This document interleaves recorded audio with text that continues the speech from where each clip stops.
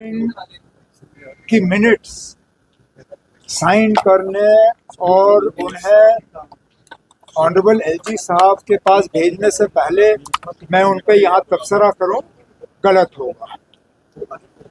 मैं सिर्फ इतना ही कहूँगा कि कोशिश की गई है, जिस तरह हमने लोगों के साथ वादा किया है कि हम इसको थोड़ा सा रैशनलाइज करें। कोशिश ये भी की गई है कि कहीं पे किसी के साथ नाइंसाफ़ी ना हो।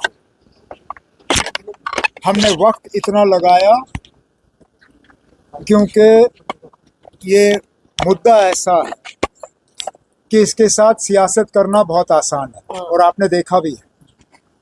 जो लोग कल तक हमें ताने दे रहे थे कि आप लोगों ने रिजर्वेशन पे कुछ नहीं किया, आज हमें धमकियां दे रहे हैं कि अगर ये हुआ तो हम एहतजाज शुरू करेंगे। कैबिनेट ने अपने तरफ से कोशिश की है कि एक ट्रांसपेरेंट और एक फेयर प्रोसेस जो है हम अडॉप्ट करें।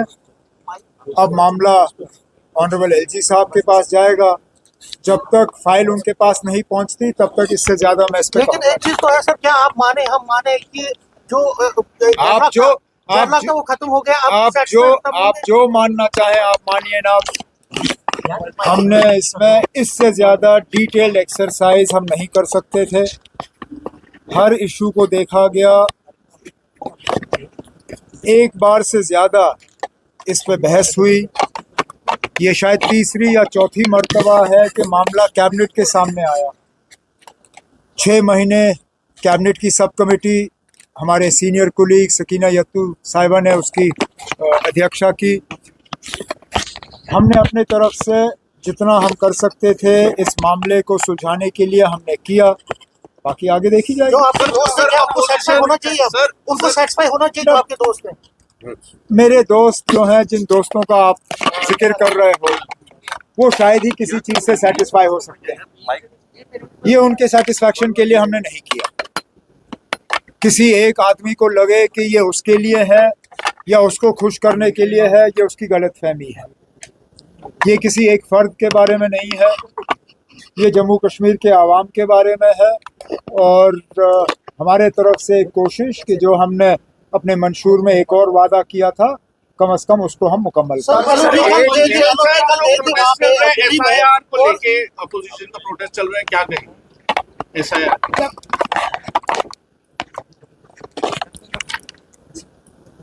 इलेक्शन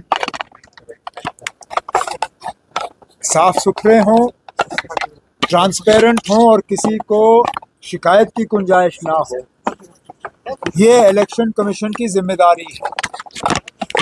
अगर एसआईआर को लेके खदशात हैं तो इलेक्शन कमीशन को तमाम पॉलिटिकल पार्टीज़ को बुला के उन्हें समझाना चाहिए कि ये एसआईआर है क्या चीज़ और इसमें ख़तरा नहीं है। क्योंकि मैं उन लोगों में से हूँ, मैंने कभी मशीन की चोरी की बात नहीं की है। मैं आज भी नहीं मानता हूँ कि मशीन के ज़रिए इलेक्शन में चोरी की जा सकती है, लेकिन ज़रूर कहीं ना कहीं इलेक्शन को मैनिपुलेट किया जा सकता है। अगर आप देखें तो एक हद तक जो यहाँ पे डिलिमिटेशन की गई वो भी इलेक्शन मैनिपुलेशन था। आपने एक पार्टी को खुश करने के लिए जम्मू में 6 सीटें बढ़ाई, और बढ़ाए भी वहाँ जहाँ एक पार्टी को उसका फ़ायदा मिल सकता था। शायद इसलिए एसआईआर को लेके भी हमारे कुछ खदशात हैं। बेहतर यही होगा कि इलेक्शन कमीशन वाले जो हैं हम सबको बुलाएं और हमें समझाएं कि ये एसआईआर है क्या चीज़ और इससे घबराने की ज़रूरत है।